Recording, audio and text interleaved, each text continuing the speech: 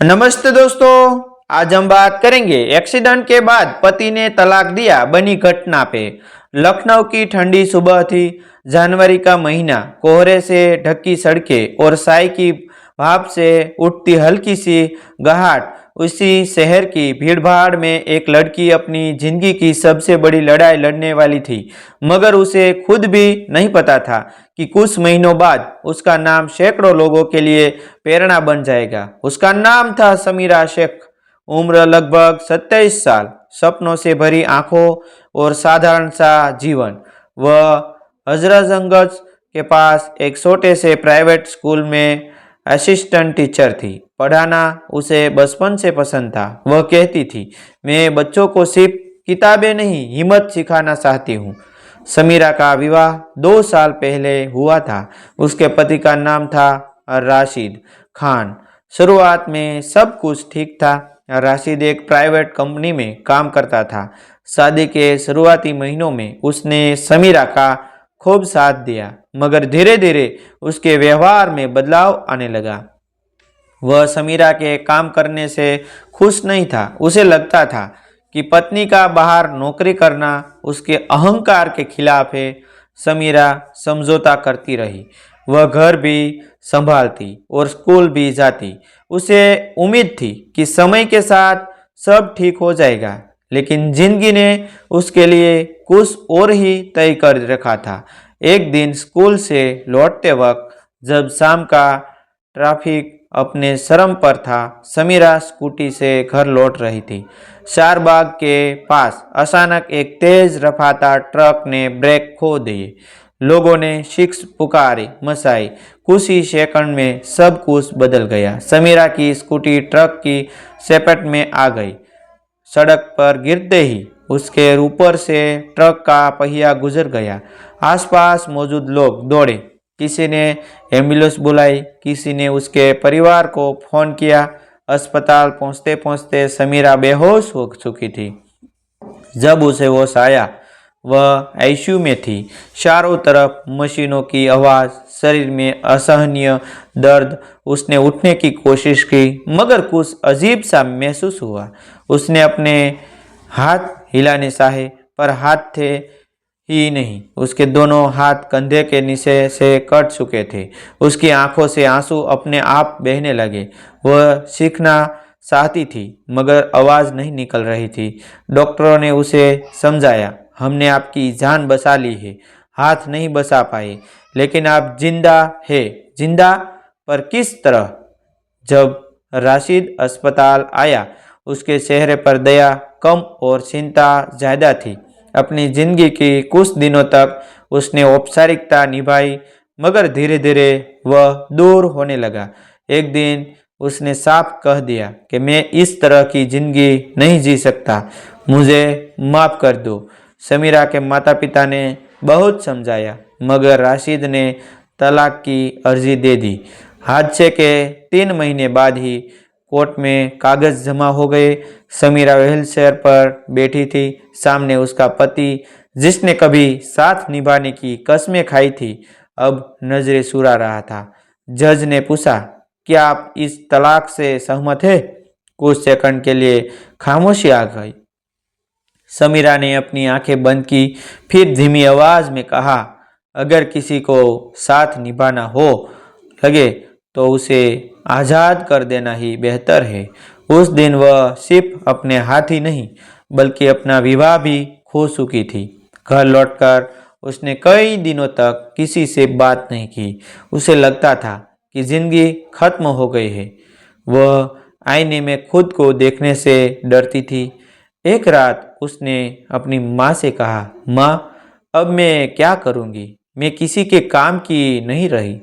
माँ ने उसके सिर पर हाथ फेरते हुए कहा, बेटी, इंसान हाथ पैर से नहीं, हिम्मत से जिंदा रहता है। यही बात उसके दिल में कह बैठ गई। धीरे धीरे उसने खुद को संभालना शुरू किया। फिजियोथेरापी शुरू हुई। शुरुआत में वह हर छोटी चीज के लिए दूसरों पर निर्भर थी, खाना, कपड़े, फोन उठाना। मगर उसने ठान लिया कि वह दूसरों पर बोझ बनकर नहीं, जिंदगी जिएगी। उसने पैरों से लिखना सीखने का फैसला किया। पहले दिन जब उसने पेन पैर की उंगलियों में पकड़ा तो पेन गिर गया। दूसरे दिन वह गिर गया, तीसरे दिन भी, मगर चौथे दिन उसने एक टेढ़ी मेढ़ी लाइन खींची। पांचवें दिन उसने अपना नाम लिखने की कोशिश की, समीरा। उस दिन वह बहुत रोई, दुख से नहीं बल्कि उम्मीद से। लखनऊ के लिए एक एनजीओ ने उसके बारे में सुना और मदद के लिए आगे आया। उन्होंने उसे स्पेशल कंप्यूटर दिया जिसमें फुट टाइपिंग की सुविधा थी। समीरा ने दिन रात मेहनत शुरू कर दी। लोग उसे देखाए कर हैरान होते। एक लड़की जिसके दोनों हाथ नहीं, वह पैरों से कीबोर्ड चला रही है, किताबों पढ़ रही है, नोट्स बना रही है। एक दिन उसने अपनी माँ से कहा, मैं फिर से पढ़ाऊंगी। माँ ने पूछा, कैसे? समीरा ने मुस्कुराते कहा, हाथ नहीं है, आवाज़ तो है, दिमाग तो है। उसने टीचर एलिजिबिलिटी टेस्ट देने का फैसला किया। आसपास के लोग हंसते थे, ये कैसे परीक्षा देगी? मगर समीरा ने किसी की परवाह नहीं की। उसने स्पेशल अनुमति के लिए आवेदन किया। महीनों की मेहनत के बाद उसे अनुमति मिल गई। वह पैर से लिखकर परीक्षा दे सकती थी। परीक्षा का दिन आया। सेंटर लखनऊ यूनिवर्सिटी के पास था। जब वह व्हीलचेयर पर सेंटर में दाखिल हुई तो सबकी नज़रें उसी पर थी। कुछ लोग सहानुभूति से देख रहे थे, कुछ हैरानी से। पेपर शुरू हुआ। समीरा ने गहरी सांस ली, पैर की उंगलियों में पेन पकड़ा और लिखना शुरू किया। हर शब्द के साथ उसे अपने दर्द, अपने अपमान और अपने सपनों की याद आ रही थी। 3 घंटे तक उसने बिना रुके लिखा। जब पेपर खत्म हुआ उसके पैर कांप रहे थे, मगर आंखों में चमक थी। सेंटर से बाहर निकलते हुए उसने आसमान की तरफ देखा और मन ही मन कहा, मैं हारनी नहीं आई थी।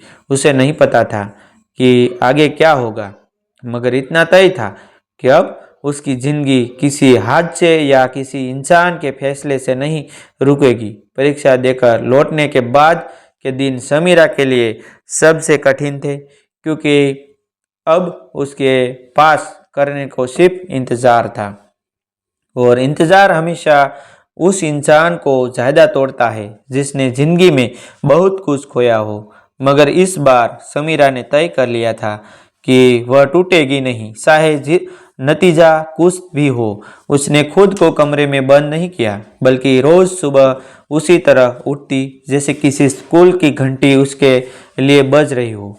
वह पैरों से लिखने का अभ्यास जारी रखती, ऑनलाइन लेक्चर सुनती और पड़ोस के बच्चों को अपने घर बुलाकर पढ़ाने लगी। शुरू में बच्चे झिकझिकाते थे, कुछ तो उसे देखकर डर भी जाते थे, मगर जब उन्होंने देखा कि मैम की आवाज़ में पहले जैसी गर्माहट और समझ है, तो वे धीरे धीरे उसके आसपास सहज होने लगे। समीरा बच्चों को सिर्फ किताबों के पाठ नहीं पढ़ाती थी, वह उन्हें कहानियाँ सुनाती, हिम्मत की गिर कर उठने की और खुद पर भरोसा रखने की। उसे लगता था कि शायद यही उसका असली मकसद है। इसी बीच एक दिन सुबह सुबह उसका फ़ोन बजा। उसकी छोटी बहन ने घबराए हुए आवाज़ में कहा, दीदी रिजल्ट आ गया है। कुछ सेकंड के लिए समीरा की सांस रुक गई। उसने फ़ोन स्पीकर पर रखा क्योंकि वह खुद वेबसाइट खोल नहीं पा रही थी। बहन ने रोल नंबर डाला। स्क्रीन पर कुछ सेकंड लोडिंग चली और फिर छुपी। समीरा का दिल तेजी से धड़कने लगा। बताओ ना, बताओ ना, उसने धीमी आवाज में कहा। उधर से अचानक रोने की आवाज आई, मगर ये दुख का रोना नहीं था। दीदी, तुम पास हो गई, तुमने बहुत अच्छे नंबर से पास किया है। कमरे में जैसे समय ठहर गया। समीरा की आंखों से आंसू बहने लगे। उसने ऊपर देखा, जैसे खुद से वादा निभाने के लिए आसमान को धन्यवाद दे रही हो।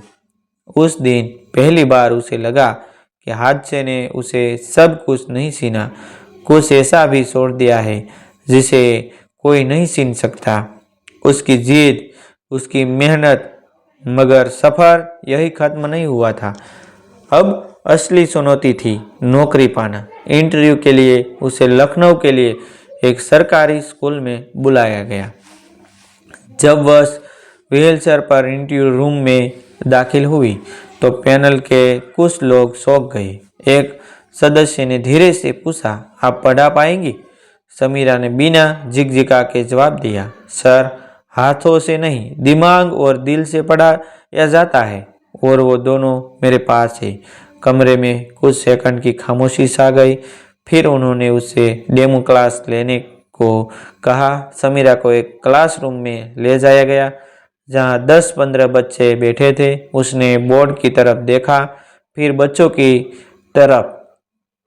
वह व्हीलचेयर पर ही बैठी बैठी पढ़ाने लगी।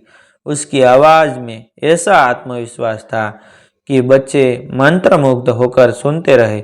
उसने सवाल पूछे, कहानियां सुनाई और बच्चों को हंसाया भी। जब क्लास खत्म हुआ तो एक छोटे बच्चे ने आगे बढ़कर कहा, मैम, आप रोज आओगी ना? उस मासूम सवाल ने जैसे इंटरव्यू का फैसला वही कर दिया था। कुछ हफ्तों बाद नियुक्ति पत्र आया। समीरा को लखनऊ की ही एक प्राथमिक विद्यालय में सहायक अध्यापक के पद पर नियुक्त कर दिया गया था। जिस दिन उसने पहली बार आधिकारिक तौर पर स्कूल ज्वाइन किया, पूरा स्टाफ गेट पर उसका इंतजार कर रहा था। बच्चों ने ताली बजाकर उसका स्वागत किया। किसी ने फूल दिए, किसी ने मुस्कान। समीरा की आंखों में फिर आंसू थे, मगर इस बार ये जीत के आंसू थे। उसे याद आया, वही शहर, वही सड़कें, वही जिंदगी, मगर अब वह वही लड़की नहीं रही थी जिसे लोग बेचारी कहकर देखते थे। अब लोग उसे मिसाल कह रहे थे। समय के साथ उसकी कहानी सोशल मीडिया पर फैल गई। लोग उसके वीडियो शेयर करने लगे, कैसे वह पैरों से लिखती है, कैसे वह बच्चों को पढ़ाती है, कैसे उसने हार नहीं मानी। एक दिन स्कूल से लौटते वक्त उसे सड़क के उस मोड़ से गुजरना पड़ा जहां उसका एक्सीडेंट हुआ था। उसने कुछ पल आंखें बंद की, फिर मुस्कुराकर आगे बढ़ गई। अब वह जगह डर की नहीं, उसकी जीत की गवाह थी। समीरा अक्सर अपने छात्रों से कहती, जिंदगी हमें कभी कभी गिराकर परखती है, मगर जो लोग उठने का फैसला कर लेते हैं उन्हें कोई नहीं रोक सकता। आज लखनऊ के उस छोटे से स्कूल में पढ़ने वाले बच्चे सिर्फ किताबों का ज्ञान नहीं, बल्कि हिम्मत का असली मतलब सीख रहे हैं। और समीरा, जिसने अपने हाथ खो दिए थे, उसने अपनी पहचान पा ली थी। दोस्तों, ऐसी न्यू न्यू कहानी देखने के लिए हमारा चैनल आप सब्सक्राइब कर लीजिए। Thank you.